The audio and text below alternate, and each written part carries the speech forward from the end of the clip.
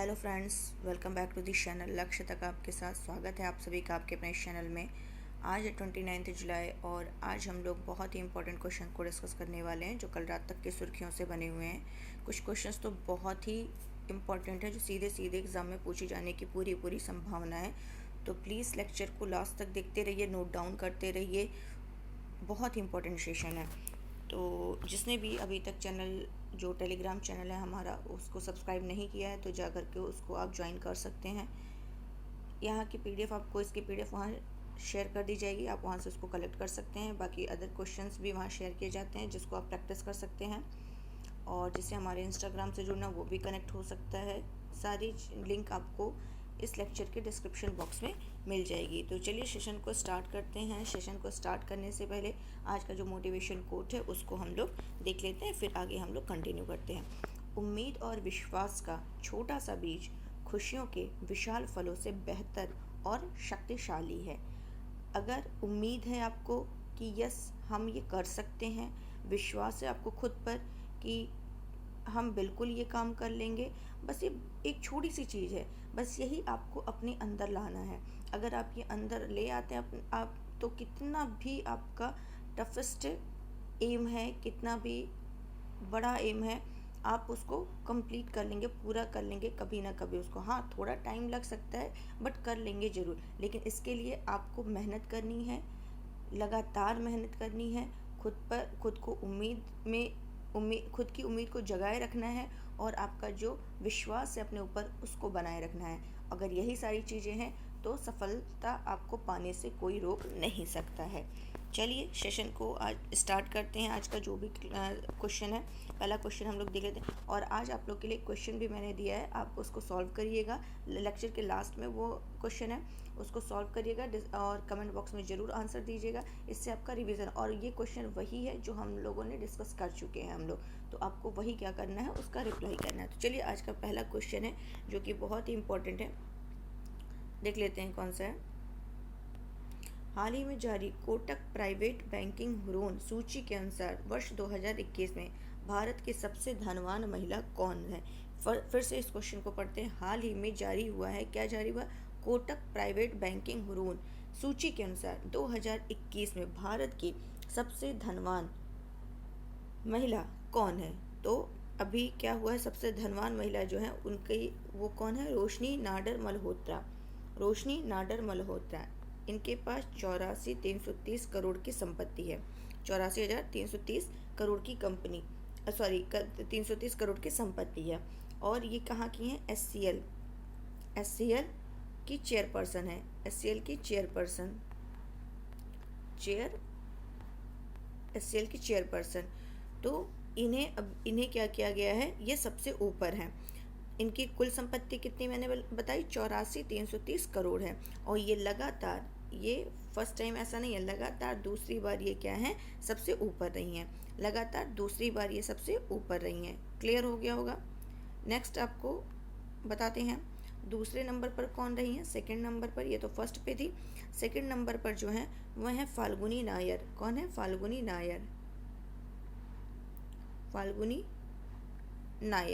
फाल्गुनी नायर जो है ये नायका की संस्थापिका है। किसकी? नायका की सीईओ और संस्थापिका हैं। क्लियर? फाल्गुनी नायर और उनके परिवार की अगर कुल संपत्ति देखी जाए तो 57,520 करोड़ है। ये संपत्ति नहीं पूछेगा कितने करोड़ है, बस आपको ऐसे ही मैं बता दी दूँ याद रखने के लिए। और ये दुनिया की सबसे, अगर दुनिया की पूछा जाए, ये फाल्गुनी नायर भारत की सबसे अमीर महिला है। भारत की सबसे अमीर महिला है। और किरण मजूमदार, अगर फाल्गुनी नायर की पूरे विश्व की दृष्टि से देखा जाए तो 10वें नंबर की हैं। और किरण मजूमदार शॉ, ये भारत की तीसरी सबसे अमीर महिला हैं। और किरण मजूमदार शाह जो हैं ये बायोकॉन लिमिटेड की फाउंडर हैं। बायोकॉन फाउंडर की क्या है? लिमिटेड की फाउंडर हैं। उम्मीद है ये तीनों आपको क्लियर हो गया होगा। ये तीनों आपको ध्यान रखना है। क्या क्या फिर से रिवीजन करा दे रहे हैं पहली हैं रोशनी नडार मल्होत्रा जो कि SCL की चेयरपर्सन है, ये टॉप पर है, लगातार दूसरी बार ये टॉप पर है। सेकंड नंबर पर फाल्गुनी नायर है। थर्ड पर है किरण मजूमदार शाह जो कि बायोकॉन कंपनी की हैं। इतना आपको क्लियर हो गया होगा। इसके रिलेटेड जो न्यूज़ ये है, ये मैंने यहाँ रख दिया, the top 10 wealthiest Indian women. तो फर्स्ट पे रोशनी नडार, सेकंड पे फाल्गुनी, थर्ड पे किरण मजूमदार शाह, ये मैंने ऑलरेडी आपको डिस्कस कर दिया। चौथे पे नीलिमा प्रसाद द्विवेदी। तो सबको नहीं देखना है, आप यहाँ मैंने दे दिया, आप लोग देख लीजिएगा, PDF में शेयर कर दूंगी। बाकी आपको ये टॉप 3 याद रखने हैं, टॉप 3 आपको याद रखने हैं। कुछ और आपके साथ डिस्कस कर लेते हैं कि अगर पूछ ले कि माधवीपुरी बुच ये जो है, ये सेबी की पहली महिला हेड हैं। सेबी की पहली महिला हेड माधवीपुरी बुच हैं। ये क्लियर हो गया होगा। अगर पूछ ले हरनाथ संधू कौन है, हरनाथ संधू, तो अभी जो 70 नंबर की मिस यूनिवर्स प्रतियोगिता हुई है, मिस यूनिवर्स प्रतियोगिता हुई थी कहाँ पर, इजराइल में। तो ये उसमें क्या है, मिस यूनिवर्स का खिताब जीती हैं इजराइल के अंतर्गत 70वें नंबर की। और ये हरनाथ संधू कहाँ की हैं, चंडीगढ़ की। तो ये क्वेश्चन भी आपके लिए इम्पोर्टेंट है। अगर ये पूछ ले ONGC की पहली महिला हेड, ONGC की, तो वो है अलका मित्तल। कौन है, अलका मित्तल। ये भी आपको ध्यान रखना है, सारे रिवीजन के तौर पर आपको बता रहे हैं। और धृति बनर्जी भी इम्पोर्टेंट हो सकता है आपके लिए। क्यों इम्पोर्टेंट हो सकता है कि ये जूलॉजिकल सर्वे ऑफ इंडिया की क्या है, महिला हेड हैं। तो ये आपको ध्यान रखना है। चलते हैं नेक्स्ट क्वेश्चन की तरफ। नेक्स्ट क्वेश्चन भी आपके लिए इम्पोर्टेंट है। जुलाई 2022 में अंतर्राष्ट्रीय क्रिकेट परिषद ICC ने 3 देशों को एसोसिएट सदस्य का दर्जा दिया है। कौन सा एक देश इसमें शामिल नहीं है? तो चलिए देख लेते हैं कौन सा शामिल नहीं है। ये इसमें नॉर्वे नहीं है। मैंने पूरा नहीं दिया है कि इसमें आपका कौन कौन शामिल है। इसमें मतलब मुझे चारों ऑप्शन देना चाहिए था, बट चलिए कोई नहीं, हम यहाँ लिख दे रहे हैं। उज्बेकिस्तान शामिल है, कंबोडिया शामिल है, और कौन सा शामिल है इसमें, आइवरी कोस्ट शामिल है। आइवरी कोस्ट शामिल है। इसमें कौन कौन सा शामिल है, उज्बेकिस्तान, इसको छोड़ दीजिए, ये यहाँ से देखिए 3 देशों को एसोसिएट सदस्य का दर्जा मिला है। वे तीनों देश कौन से हैं, उज्बेकिस्तान, कंबोडिया, आइवरी कोस्ट, ये ध्यान रखना है आपको। तो अभी क्या हुआ है, जुलाई 2022 में बर्मिंघम UK में है, यूनाइटेड किंगडम बर्मिंघम में ICC की वार्षिक बैठक हुई। तो उसी दौरान क्या हुआ, ICC ने 3 देशों को एसोसिएट सदस्य का दर्जा दिया है। वो तीनों सदस्य ऑलरेडी डिस्कस कर दिया, उज्बेकिस्तान, कंबोडिया, आइवरी कोस्ट। इसके लोकेशन कहाँ है, अभी मैप के थ्रू आपको बता दे रहे हैं।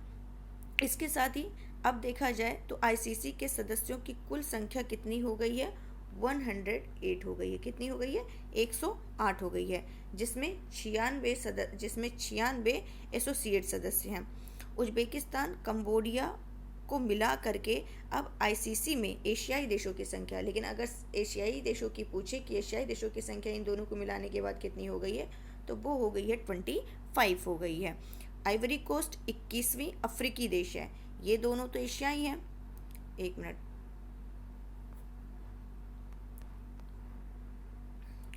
अगर उज्बेकिस्तान और आपका कंबोडिया पूछे तो ये एशिया में है, एशियाई देश हैं। आइवरी कोस्ट पूछे तो ये अफ्रीका में है। तो ये शामिल होने वाला अफ्रीकी देश शामिल होने वाला 21वें नंबर का है, और इसको शामिल होकर के एशियाई देश में टोटल 25 हो गए हैं। इतना आपको ध्यान रखना है। और टोटल पूछ ले कितने हैं, तो 108 हैं। टोटल कितने हैं, 108 हैं। और ICC जब नाम ही आ गया है तो ये भी डिस्कस कर लेते हैं। कल बताया था कि ICC का हेडक्वार्टर जो है वो कहाँ है, दुबई है। एक मिनट, मुंबई लिख रहे थे, ये गलत है, दुबई है। और यहाँ के जो हेड हैं वो कौन है, ग्रेग बर्कले हैं। ग्रेग बर्कले, क्लियर हो गया होगा। अब जब यहाँ पे देशों की बात आई है तो इसको चलिए डिस्कस कर लेते हैं थोड़ा सा और। यूएनओ का नवीनतम देश कौन सा है? तो साउथ सूडान। यूएनओ का नवीनतम देश साउथ सूडान, और ये मिलकर के टोटल कितने हो गए? 193। तो 193वां नंबर का पूछ ले तो साउथ सूडान हो जाएंगे। अगर ये पूछ ले कि इंटरनेशनल सोलर अलायंस यहाँ के जो नवीनतम देश हैं, इसके नवीनतम, तो इंटरनेशनल सोलर अलायंस के जो नवीनतम देश हैं वो 102 नंबर का जो है वो है 102 नंबर का जो है वो क्या है? ये है एंटीगुआ और बारबाडोस। और 101 नंबर का पूछे तो क्या हो जाएगा? अमेरिका। तो ये आपको ध्यान रखना है। अगर ये पूछ ले क्वेश्चन कि IMF का नवीनतम कौन सा देश है? एंडोरा। ये किस नंबर का है? 190 नंबर का है। तो इतने क्वेश्चंस आपको ध्यान रखना, कहीं से भी क्वेश्चन आए ये गलत नहीं होना चाहिए। चलते हैं नेक्स्ट क्वेश्चन की तरफ। Third question is also most important. हाल ही में यूपी का कौन सा विश्वविद्यालय ए प्लस ग्रेड पाने वाला? ए प्लस प्लस ग्रेड पाने वाला ऐसे होना चाहिए। हाल ही में उत्तर प्रदेश का कौन सा विश्वविद्यालय ए प्लस ग्रेड पाने वाला पहला विश्वविद्यालय बन गया है? तो अभी मैंने आज का जो थंबनेल बनाया था बताया था कि क्यों है लखनऊ विश्वविद्यालय के लिए इम्पोर्टेंट डे। तो यही है, इसीलिए है क्योंकि इसको क्या मिला है? ए प्लस का दर्जा मिला है। तो इतना तो आपको क्लियर हो गया होगा। तो चलिए और हम लोग डिस्कस कर लेते हैं कि इसको ए प्लस की ग्रेडिंग दी गई है। ए प्लस की ग्रेडिंग दी गई है किसको? लखनऊ विश्वविद्यालय को। और किसने दी है, किसने घोषणा की है? तो नैक के द्वारा। अब क्वेश्चन ये उठ रहा है, ये क्या है? तो एन से नेशनल, ए से असेसमेंट, एंड और ए का मतलब हो गया एक एक्रीडिटेशन, एंड सी का मतलब काउंसिल। फिर से बता रही हूँ, national assessment and accreditation council, इसी ने क्या किया है? इस ग्रेडिंग की घोषणा की है। तो नैक ने लखनऊ विश्वविद्यालय को ए प्लस की ग्रेडिंग दी है, जो कि सबसे उच्च ग्रेडिंग मानी जाती है। और इस लखनऊ विश्वविद्यालय को 2014 में कौन सी ग्रेडिंग मिली थी? बी ग्रेडिंग मिली थी। और अभी इसको कौन सी ग्रेडिंग मिली है? ए प्लस की ग्रेडिंग मिली है। तो अगर ये पूछ ले लखनऊ विश्वविद्यालय की स्थापना कब हुई थी, तो 1989 में राजीव गांधी के समय इसकी स्थापना हुई थी, और 1996 में इसका नाम बदल करके डॉक्टर भीमराव अम्बेडकर विश्वविद्यालय किया गया था। तो उम्मीद है ये क्वेश्चन भी आपको क्लियर हो गया होगा। चलते हैं अपने नेक्स्ट क्वेश्चन की तरफ। और नेक्स्ट क्वेश्चन हमारा क्या कह रहा है? 11 से 30 अक्टूबर 2022 के बीच फीफा अंडर 17 महिला विश्व कप 2022 कहाँ आयोजित किया जाएगा? फीफा अंडर 17 2022 महिला विश्व कप कहाँ आयोजित किया जाएगा? तो कहाँ आयोजित किया जाएगा? ये भारत में आयोजित किया जाएगा। कहाँ आयोजित किया जाएगा? भारत में। चलिए इसको हम लोग देख लेते हैं। ये मैंने यहाँ ले लिया है, यहाँ हम लोग पढ़ के देख लेते हैं। तो भारत में federation international D football association FIFA under 17 महिला विश्व कप की 2022 की मेज़बानी पर हस्ताक्षर को मंजूरी मिल गई है। ये कब से कब तक होगा? 11 से 30 अक्टूबर होगा। ये आपको जानना, कभी कभी डेट पूछ लेता है कब से कब तक होगा। 11 से 30 अक्टूबर के बीच ये होगा। और इस बार ये इसका कौन सा संस्करण होगा? 7वां संस्करण होगा। कौन सा संस्करण होगा? ये भी आपको ध्यान रखना है, ये 7वां संस्करण होने वाला है। क्लियर? और ये फीफा अंडर 17 महिला विश्व कप फीफा द्वारा आयोजित 17 वर्ष तक या उससे कम उम्र की महिला खिलाड़ियों के लिए विश्व चैंपियनशिप है। और ये शुरू कब हुआ था? ये 2008 में शुरू हुआ था। कब शुरू हुआ था? 2008 में शुरू हुआ था। और ये क्या है? सम संख्या वाले वर्षों में आयोजित किया जाता है। ये हमेशा जो होता है, कब शुरू किया जाता है?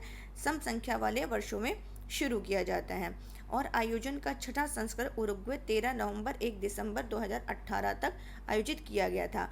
और ये जो उरुग्वे में आयोजित किया गया था 2018 में, उसमें जो विजेता था पिछली बार का वो कौन था? स्पेन था। ये आपको ध्यान रखना है, ये स्टेटमेंट भी इम्पोर्टेंट है कि उरुग्वे में जो आयोजन किया गया 2018 में, उसमें जो विजेता था स्पेन था। और अभी 18/4/22, तो ये हर 4 साल पर इसका क्या होता है, इसका आयोजन किया जा रहा है। तो ये आपको ध्यान रखना, इस बार कहाँ है? भारत में किया जा रहा है। तो ये भी आपको क्लियर हो गया होगा। और इसका जो शुभंकर रखा गया है, शुभंकर,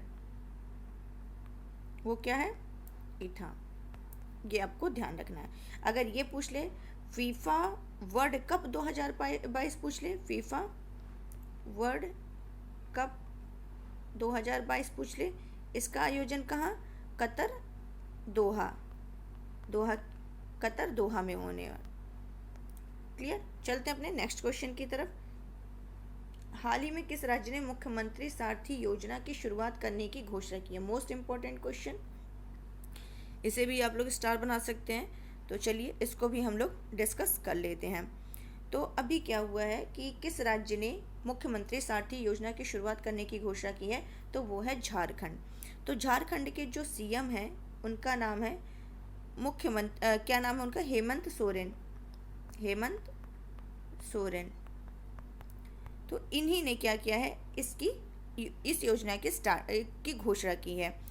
अभी क्या हुआ था, जो वित्तीय वर्ष 22-23 था, झारखंड का जो बजट था, तो उसमें झारखंड सरकार ने झारखंड मुख्यमंत्री सारथी योजना आरंभ करने की घोषणा की थी। तो इसी के तहत इन्होंने सभी वर्ग के, जो सभी समुदाय के ऐसे अभ्यर्थी जो यूपीएससी, जेपीएससी यानी कि झारखंड पीसीएस सहित अन्य प्रतियोगी परीक्षाओं की तैयारी के लिए जो कोचिंग के खर्च का वहन नहीं कर सकते हैं, तो उनको अपने खर्च से प्रतियोगिता परीक्षा की तैयारी करवाएगी कौन? झारखंड राज्य सरकार। तो इतना आपको क्लियर अच्छे से हो गया होगा। क्या ये पहली ऐसी योजना है जो फ्री कोचिंग दिला रही है प्रतियोगी परीक्षाओं के लिए? बिल्कुल नहीं, ऐसे 2 और आ चुके हैं। वो कौन से हैं वो हम लोग डिस्कस करेंगे। जैसे उत्तर प्रदेश में आया है अभ्युदय योजना। अभ्युदय योजना। बात करें राजस्थान की, तो राजस्थान में एक आई है अनुप्रीति योजना। अनुप्रीति योजना। और अब एक ये हो गई झारखंड की मुख्यमंत्री सारथी योजना। तो ये तीनों ऐसे हैं जो फ्री कोचिंग प्रतियोगी परीक्षाओं के लिए ये योजनाएं स्टार्ट की गई हैं। तो ये सारे आपको ध्यान रखना है, बहुत ही इंपॉर्टेंट क्वेश्चन, तीनों एक साथ लिखिए और जब भी रिवीजन करिए तीनों रिवीजन फटाफट कर लीजिए। अगर ये पूछ ले कि किसान सम्मान निधि योजना, कई बार क्वेश्चन में पूछा है और लगभग हर एग्ज़ाम में ये क्वेश्चन पूछ लिया, इसीलिए मैंने सोचा लाइए फटाफट इसको आपको क्या करो, रिवीजन करा दो। किसान सम्मान निधि योजना कब स्टार्ट की गई? तो 24 फरवरी 2019 को स्टार्ट की गई। 24 फरवरी 2019 को। तो इसको तो आप स्टार बना के लिख लीजिए। किसान सम्मान निधि 24 फरवरी 2019 को गोरखपुर से स्टार्ट की गई है। क्लियर हो गया होगा। अगर यही पूछ ले कि सौभाग्य योजना कब स्टार्ट की गई थी? 2017 में। बेटी बचाओ बेटी पढ़ाओ योजना कब स्टार्ट की गई थी? 2015 में। आयुष्मान भारत योजना झारखंड के रांची से 23 सितंबर 2018 को ये क्या की गई थी? स्टार्ट की गई थी। तो ये सारे आपको बहुत अच्छे से क्लियर हो गया होगा। चलते हैं नेक्स्ट क्वेश्चन की तरफ। फटाफट क्या करिए, सेशन को लाइक कर दीजिए। आप लोग लाइक नहीं करते हैं तो अच्छा नहीं लगता, तो प्लीज़ लाइक कर दिया करिए। चलते हैं नेक्स्ट क्वेश्चन की तरफ। विश्व एथलेटिक्स चैंपियनशिप 2022 में कौन सा देश पदक तालिका में शीर्ष पर रहा है? तो ऐसा कौन सा है जो पदक तालिका में शीर्ष पर रहा है, इसको भी हम लोग चलिए क्लियर कर लेते हैं। तो कौन है ऐसा? तो वो है अमेरिका। अमेरिका जो है ये पदक तालिका में शीर्ष पर है। टॉप मतलब टॉप पर इसलिए इसको कि टोटल कितने पदक मिले हैं? 33 पदक मिले हैं। और इस 33 पदक में इसको 13 गोल्ड मिले हैं। 13 गोल्ड मिले हैं, 9 सिल्वर हैं प्लस 11 ब्रॉन्ज हैं। तो इस हिसाब से इसको टोटल कितने पदक मिले हैं? 33। और अगर यही भारत की रैंकिंग पूछ ले कि भारत किस स्थान पर है भारत, तो भारत की रैंकिंग है 33। भारत की रैंकिंग 33 है। और इसी भारत की जो 33 रैंकिंग है, इसमें एक गोल्ड, इसमें एक सिल्वर जो मिला है, इसमें एक सिल्वर जो मिला है वो किसने जीता है? तो नीरज चोपड़ा ने, जो कि हम लोग डिस्कस किए थे अपने क्वेश्चन में, लास्ट के क्वेश्चन में, लास्ट डेज में, वहाँ हम लोगों ने डिस्कस किया है। तो इसमें जो एक सिल्वर मिला है वो किसको मिला है? नीरज चोपड़ा को मिला है। बाकी भारत की रैंकिंग आपको ध्यान रखनी है 33वीं, और टॉप पर कौन है? अमेरिका है। तो ये आपको ध्यान रखना है। और क्लियर हो गया होगा आई थिंक। और गोल्ड इसमें कौन जीता था वो भी मैंने बताया था, गोल्ड एंडरसन ने जीता था, एंडरसन ने जीता था। तो चलिए नेक्स्ट क्वेश्चन की तरफ चलते हैं। ये भी इम्पोर्टेंट क्वेश्चन है, स्टार बनाइए। 28 जुलाई 2022 को केंद्रीय कृषि और किसान कल्याण मंत्री कौन है? नरेंद्र सिंह तोमर। इन्होंने देश में कौन से नंबर की कृषि संगणना का शुभारंभ किया है? कृषि संगणना का शुभारंभ किया है, तो किस नंबर का है? ये 11वें नंबर का। और किसने स्टार्ट किया? जो कृषि किसान कल्याण मंत्री हैं, इन्होंने ही देश में 11वें नंबर की कृषि संगणना 2021-22 का शुभारंभ किया है। जो होगा, ये कृषि संगणना जो स्टार्ट की गई किसानों के हित में कार्य करेगा, और इसमें क्या होगा, खेती से संबंधित व किसानों की सभी जानकारी को क्या किया जाएगा? दर्ज किया जाएगा।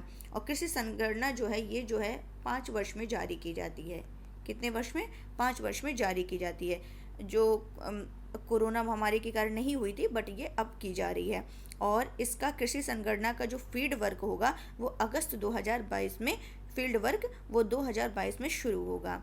और इसमें विभिन्न प्रकार के कृषि मापदंडों पर ये सूचना इकट्ठा करेगी, जिसमें क्या होगा, वितरण, जो आपका भूमि उपयोग है, किराएदारी व फसल पद्धति जो है, ये सारा इसमें किया जाएगा। और ये पहला अवसर है जब कृषि संगणना के लिए डाटा संग्रह स्मार्टफोन और टैबलेट पर किया जाएगा, जिससे कि समय पर क्या हो सके, डेटा उपलब्ध किया जा सके। इतना आपको बहुत ही अच्छे से क्लियर हो गया होगा। अगर ये पूछे कि पहली बार कब स्टार्ट किया गया था, तो ये कब स्टार्ट किया गया था? ये हुआ था आपका 1987 में। सॉरी, ये नहीं, ये आपको ध्यान रखना है। और ये 11वें नंबर का, ये आपको ध्यान रखना है। और ये अगर पूछा जाए ये जो कृषि है वो किस सूची का विषय है, तो ये कृषि जो है ये आपका राज्य सूची का विषय है। कृषि जो है ये किस सूची का विषय है? राज्य सूची का विषय है। अभी आपको याद होगा वन सर्वेक्षण रिपोर्ट भी जारी की गई थी, जिसमें हम लेक्चर में आपको बताए भी थे, और इसका एक अलग से वीडियो मैंने अपलोड भी किया था पूरा वन सर्वेक्षण रिपोर्ट का। तो जिसने भी अभी वो लेक्चर नहीं देखा, जाकर देख लीजिए, क्योंकि हर एग्जाम में उससे एक ना एक क्वेश्चन आपको जरूर मिलेगा।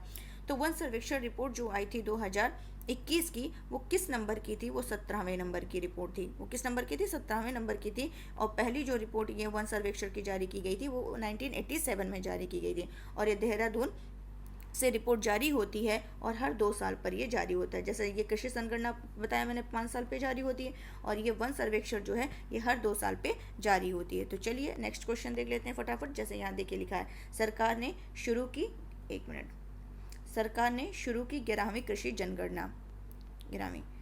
अब यहाँ मैं आपको दिखा देती हूँ ताकि आपको क्लियर रहे। न्यूज़पेपर से ले लिया मैंने कि कृषि जनगणना शुरू की। इसके तहत खेती के लिए इस्तेमाल हो रही कृषि भूमि सहित विभिन्न अन्य मानकों पर आंकड़े जुटाए जाएंगे। कृषि मंत्री नरेंद्र तोमर ने कृषि जनगणना का शुभारंभ किया, और पहली बार कृषि जनगणना में आंकड़ों के संग्रहण में स्मार्टफोन और टैबलेट का इस्तेमाल किया जाएगा, जो ऑलरेडी मैंने आपसे डिस्कस कर लिया है। और इसमें ज़मीनी काम अगस्त 2022 में शुरू होगा, ये भी मैंने आपको बता दिया। हर 5 साल में जारी होती, ये भी मैंने डिस्कस कर लिया है। और कोरोना के कारण ये देरी से की जा रही है, और 1970-71 से कृषि जनगणना योजना लागू कर रहा है। ये कब से स्टार्ट हो रहा है? 1970-71 से स्टार्ट हो रहा है। ये भी आपको ध्यान रखना है, बाकी चीज़ें वही है। चलते हैं नेक्स्ट क्वेश्चन की तरफ। हाल ही में किस देश ने दुनिया का पहला तंबाकू निरोधी बिल पेश किया है? हाल ही में किस देश ने दुनिया का पहला तंबाकू निरोधी बिल पेश किया है? तो किसने किया है? ये न्यूजीलैंड ने किया है। न्यूजीलैंड संसद में सरकार ने दुनिया का पहला तंबाकू निरोधी बिल पेश किया है। इससे जो तंबाकू से बने प्रोडक्ट हैं, उत्पाद हैं, जैसे सिगरेट को खरीदने की उम्र, इन्हें कहाँ बेचा जाएगा, निकोटिन की मात्रा कितनी उसमें होगी, तंबाकू कंपनी के नियम और स्मोक फ्री जनरेशन बनाने की बात कही गई है। और ये 2023 तक लागू हो सकता है। 2023 तक ये जो बिल है लागू हो सकता है। तो ये आपको ध्यान रखना है। आई थिंक ये सारे क्वेश्चन आपको बहुत ही अच्छे से क्लियर हो गए होंगे। अगर ये बताएं कि ये इसका क्या नाम है, इसका ये जो आपका न्यूजीलैंड है, न्यूजीलैंड में अभी आईसीसी महिला क्रिकेट वर्ल्ड कप 2022 का आयोजन, आईसीसी महिला क्रिकेट वर्ल्ड कप 2022 का आयोजन हुआ, कहाँ पर हुआ? न्यूजीलैंड में हुआ है, जिसके जो विजेता है इसके आईसीसी वर्ल्ड कप 2022 के विजेता ऑस्ट्रेलिया। तो ये भी आपको ध्यान रखना है। अगर ये पूछ ले कि ये तंबाकू है तो एंटी टोबैको डे कब मनाया जाता है? 31 मई को मनाया जाता है। अगर ये पूछ ले न्यूजीलैंड आ ही गया तो एक क्या नाम है उसका, आल्पस, दक्षिणी आल्पस। तो न्यूजीलैंड में एक पर्वत है जिसका नाम है दक्षिणी आल्पस। अभी मैं न्यूजीलैंड का लोकेशन भी मैप में दिखाऊंगी, दक्षिणी आल्पस। और अगर आल्पस खाली पूछे तो यूरोप और दक्षिणी आल्पस पूछे तो न्यूजीलैंड। तो ये भी आपको ध्यान रखना है। नेक्स्ट क्वेश्चन, भारतीय नौसेना को 28 जुलाई 2022 किस स्वदेशी विमान वाहक की डिलीवरी की गई है? तो किसकी की गई है? ये की गई है विक्रांत, INS विक्रांत की। ये जो स्वदेशी विमान वाहक पोत है INS विक्रांत, ये भारतीय नौसेना को क्या किया गया है? सौंप दिया गया है। और किसके द्वारा ये बनाया गया है? Cochin shipyard limited. Cochin shipyard limited ने इसको क्या किया है? इसको स्वदेशी विमानवाहक पोत विक्रांत को इंडियन नेवी को सौंप दिया है। और इसे नौसेना के in house directorate of naval design की ओर से डिज़ाइन किया गया है और 15 अगस्त तक नौसेना के बेड़े में ये शामिल हो जाएगा। तो अब ये INS की विक्रांत की जो डिलीवरी हुई है, इसकी डिलीवरी के साथ ही भारत उन चुनिंदा देशों के ग्रुप में शामिल हो गया है जिनके पास स्वदेशी तौर से जो एयरक्राफ्ट कैरियर हैं डिज़ाइन और निर्माण करने की बेहतर क्षमता है, उसमें भारत भी शामिल हो गया है। अगर इस INS विक्रांत की बात करें तो ये जो है ये 262 मीटर क्या है? लंबा है। 262 मीटर क्या है? लंबा है। क्लियर। और 62 मीटर ये जो है चौड़ा है। 262 मीटर लंबा, 62 मीटर चौड़ा। और इसमें 30 लड़ाकू विमान और हेलीकॉप्टर ले जाने की इसमें क्या है? क्षमता है। और इसे 88 मेगावाट बिजली की कुल 4 गैस टरबाइन द्वारा संचालित किया जाएगा। इसमें 76% सामग्री जो है वो स्वदेशी है। इतना आपको क्लियर हो गया होगा। ये आधुनिक क्षमताओं से लैस है। 2009 में इसका निर्माण शुरू हुआ था। कब स्टार्ट हुआ था?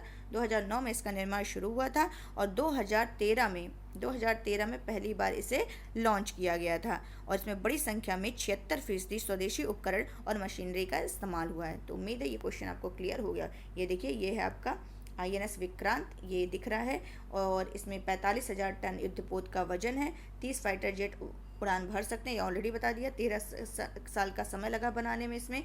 और 62 मीटर चौड़ा है। 20,000 करोड़ रुपए का खर्चा है। तो कितना खर्चा है ये इंपॉर्टेंट नहीं है। चलते हैं नेक्स्ट क्वेश्चन की तरफ। 28 जुलाई 2022 को किस राज्य में हरेली पर्व मनाया गया है? तो ये कहाँ मनाया गया हरेली पर्व? ये छत्तीसगढ़ में मनाया जाता है। एक आता है हरेला भी आता है, ये भी ध्यान रखिएगा। एक हरेला आता है, तो हरेला है तो उत्तराखंड। कैसे याद रखेंगे? हरेला उत्तरा, हरेली छत्तीस। तो यहाँ पे ई की मात्रा है, यहाँ पे आ की मात्रा, आ ई, हरेली छत्तीस। ठीक है, हरेला उत्तरा, तो ऐसे याद रख सकते हैं। तो हरेली त्यौहार जो है छत्तीसगढ़ का प्रथम त्यौहार माना जाता है। इसे हर साल कब मनाया जाता है? सावन माह में हरेली अमावस्या, सावन माह में हरेली अमावस्या के दिन ये मनाया जाता है। और ये छत्तीसगढ़ के किसानों के लिए विशेष महत्व रखता है। जब धान की बुआई होती है तो उस बुआई के बाद किसानों द्वारा हरेली के दिन सभी कृषि और लौह औजार जो होते हैं उनकी पूजा की जाती है। जैसे जो किसान बैलों और हल सहित जो औजार हैं उनकी पूजा करने के बाद खेती किसान का काम किसान के द्वारा स्टार्ट किया जाता है। और इस दिन जो विशेष रूप से जो व्यंजन बनाया जाता है वो होता है चीला, वही बनाया जाता है। तो इतना आपको क्लियर हो गया होगा। और हरेला उत्तराखंड, ये भी मैंने बताया, मतलब ये फसल से संबंधित है आपका। तो आज का ये 10 क्वेश्चन मैंने आपको अच्छे से क्लियर करने की पूरी कोशिश की है। उम्मीद है आपको ये समझ में आया होगा। तो समझ में आया होगा तो अभी जिसने लाइक नहीं किया है अभी तक वो लाइक कर सकता है और अपने दोस्तों के साथ प्लीज़ शेयर करके थोड़ा सपोर्ट कर सकते हैं। और सेकंड थिंग, जो नए व्यूवर्स हों प्लीज़ सब्सक्राइब कर दिया करिए। चलते हैं कल का रिवीजन करते हैं फटाफट। 27 सितंबर से 10 अक्टूबर 2022 तक छत्तीसगढ़ राष्ट्रीय खेल 2022 का आयोजन कहाँ किया जाएगा? तो ये कहाँ किया जाएगा? गुजरात में किया जाएगा। कहाँ किया जाएगा? गुजरात में। अगर नेक्स्ट क्वेश्चन है, प्रतिवर्ष विश्व हेपेटाइटिस दिवस कब मनाया जाता है? 28 जुलाई को। किस संस्थान ने जवाहरलाल तारामंडल में ह्यूमन स्पेस फ्लाइट एक्सपो 2022 का उद्घाटन किया है? इसरो के द्वारा किया गया है। ICC महिला विश्व 2025 की मेजबानी कौन सा देश करेगा? भारत करेगा। किस राज्य के पुलिस आयुक्त कार्यालय में स्मार्ट ईवी सिस्टम का शुभारंभ किया गया है? हरियाणा। बख्तरबंद स्वदेशी वाहन quick reaction fighting vehicle medium का निर्माण किसने किया है? Tata advance system limited. Birmingham Commonwealth games 2022 में भारतीय दल की ध्वजवाहक कौन होंगी? पीवी सिंधु। किस राज्य में प्रदेश का पहला और देश का तीसरा महिला वित्तीय संस्थान स्थापित करने के लिए स्त्रीनिधि तेलंगाना के मध्य MOU पर हस्ताक्षर किए गए? राजस्थान।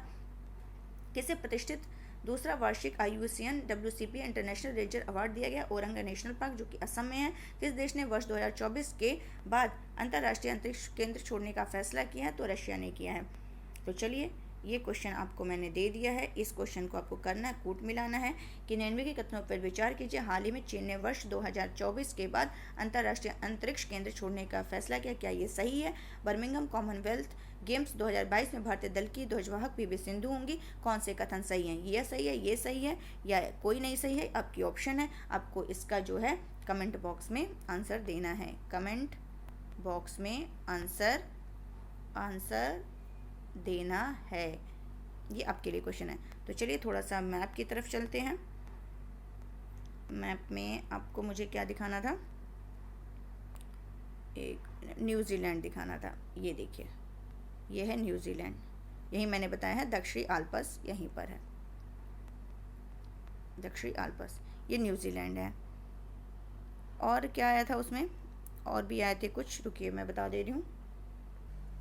3 आपको मुझे बताना था कि जो ICC में शामिल हुए हैं। तो ये आपका है अफ्रीकी देश जो कि आइवरी कोस्ट मैंने बताया था, और मैंने बताया था कंबोडिया, तो ये थाईलैंड है, ये वियतनाम है, और इसी के ये वाला जो है यही आपका क्या है?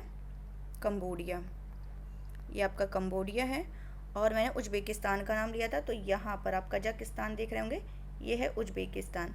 तो ये है उज्बेकिस्तान, यही शामिल हुए हैं। ये उज्बेकिस्तान, ये और ये आपका एशियाई है, और ये आपका अफ्रीकी देश है। तो उम्मीद है आपको ये मैप भी समझ में आया। तो जैसे जैसे चर्चा में रहेंगे देश, वो हम लोग लोकेशन उसको भी डिस्कस करेंगे मैप के थ्रू। तो इससे आपकी चीज़ें बहुत ही अच्छे से क्लियर हो जाएंगी। तो चलिए आज के लिए बस यहीं रखते हैं। उम्मीद है आपको ये सेशन अच्छे से समझ में आया होगा, पसंद आ रहा होगा। तो प्लीज़ इसको लाइक करिए, शेयर करिए और सब्सक्राइब करिए। तो चलिए कल फिर मिलते हैं और इम्पोर्टेंट क्वेश्चंस के साथ। तब तक के लिए यहीं रखते हैं। Thank you so much.